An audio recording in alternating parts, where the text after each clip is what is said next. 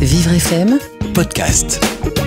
Frédéric Suhan, bonjour. Bonjour. Vous êtes le PDG de Calimed Santé. Tout à fait. Alors, vous allez être présent au congrès de la FEAP à Marseille bientôt. À quelle pêche allez-vous sur ce congrès ? Alors, c'est la première fois déjà qu'on participe à ce congrès. Le but, c'est de prendre la température, sans jeu de mots. L'idée, c'est de présenter notre société et notamment notre dernier produit qui va être incessamment sous peu mis à la disposition des professionnels de santé des établissements de santé, qui s'appelle Easy Consent. Alors, ça consiste en quoi ? Alors, Easy Consent, c'est le premier consentement numérique éclairé pour les interventions chirurgicales et les anesthésies. Le but, c'est en gros un prolongement de la consultation préopératoire ou de la consultation préanesthésique. C'est une fois que le patient a vu donc le chirurgien ou l'anesthésiste, c'est de pouvoir lui réexpliquer vraiment calmement, je dirais, l'ensemble des enjeux de l'intervention. Donc en fait, on lui réexplique la pathologie, l'intervention que va lui faire le chirurgien, la technique opératoire utilisée et toutes les complications et les risques. Mais c'est un tiers qui lui explique ça ou qui réexplique ça au patient ? Voilà, en fait, c'est un programme itératif. En fait, c'est une sorte de questionnaire interactif sur lequel on va s'assurer de la bonne compréhension du patient avec des étapes, je dirais, soit il a compris, soit il demande des reformulations et là, on lui explicite toujours en discours vulgarisé pour qu'il comprenne le mieux possible avec des illustrations. Ça peut être des animations, des vidéos, des schémas. Et le but, c'est qu'il comprenne vraiment bien l'intervention et que quand il donne son consentement, qu'il signe de façon numérique, que ce soit sans équivoque. Alors, on est sur quel support là ? C'est un humain qui parle à un humain ou c'est une application, c'est un site ? Voilà, c'est une application, c'est une plateforme c'est un portail patient et chirurgien anesthésiste qui permet, au patient de vraiment signer son consentement, comme je l'ai dit, sans équivoque.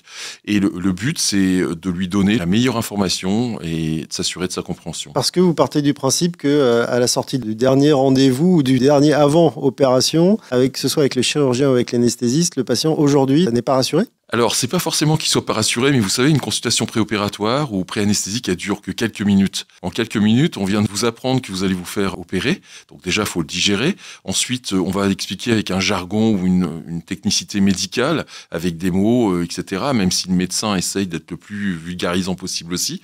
Et donc, la problématique, c'est de bien comprendre ça. Et donc, l'idée, non, c'est pas ça. C'est plutôt comme j'ai dit, c'est un prolongement. L'idée, c'est derrière, s'assurer qu'il a vraiment bien tout compris et qu'il peut avoir qu'il n'ait plus de questions derrière. Alors, quel genre de questions on trouve sur cette appli Easy Consent ? Alors, les questions, c'est comme je vous l'ai dit, on lui demande s'il a bien compris l'intervention, la technique opératoire, si par exemple, je vais prendre de la chirurgie orthopédique classique, vous avez ce qu'on appelle une algodystrophie qui peut arriver, c'est-à-dire une inflammation au niveau de l'articulation post-opération.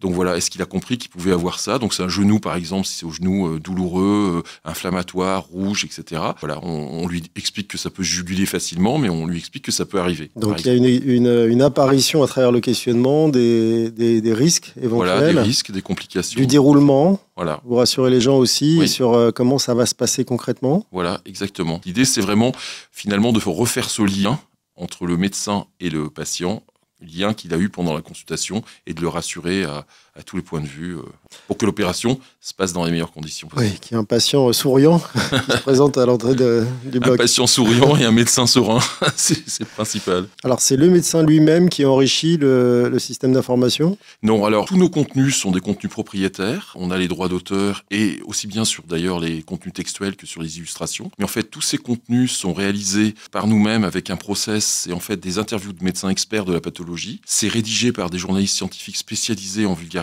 afin d'avoir une meilleure compréhension. Tout ça, ça représente beaucoup de travail, donc des coûts. Ouais, vous nous disiez que c'était soit payé par le praticien lui-même, soit par l'établissement. Aujourd'hui, grâce à Easy Consent, on va enlever le risque de défaut d'information lié finalement à l'acte opératoire ou l'acte d'anesthésie. L'idée, c'est plutôt d'aller voir avec les assureurs comment on peut finalement, puisqu'on enlève ce risque, diminuer donc la responsabilité civile professionnelle des chirurgiens et des anesthésistes pour que finalement il y ait une partie aussi qui soit assumée par l'assureur puisqu'on diminue ce risque. On est en train de voir un petit peu tout ça, c'est du mode SaaS, donc c'est du locatif, un abonnement quoi.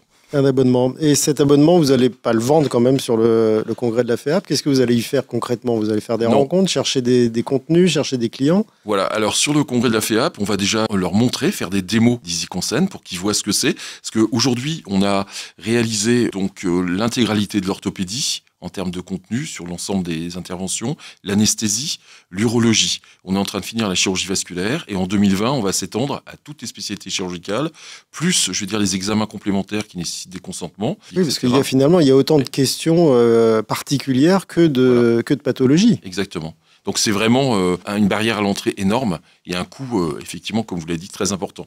Mais l'idée, c'est qu'on mutualisera ça, c'est des licences donc qui seront soit prises en compte dans un accord cadre par les établissements de santé, c'est pour ça qu'on les rencontre, pour voir quel pourrait être notre partenariat, comment, je veux dire, on pourrait collaborer, comment on pourrait s'inscrire dans le parcours patient au niveau de l'établissement, soit dans le portail, etc. Parce que l'idée, c'est EasyConsent est interopérable. Donc on va vraiment s'intégrer dans le parcours patient au niveau de l'établissement. Technologiquement parlant, vous voulez dire ? Ouais, technologiquement parlant. On est une plateforme full web, donc accessible de n'importe où, responsive.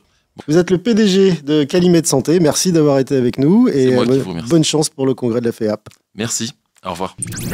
Vivre FM Podcast.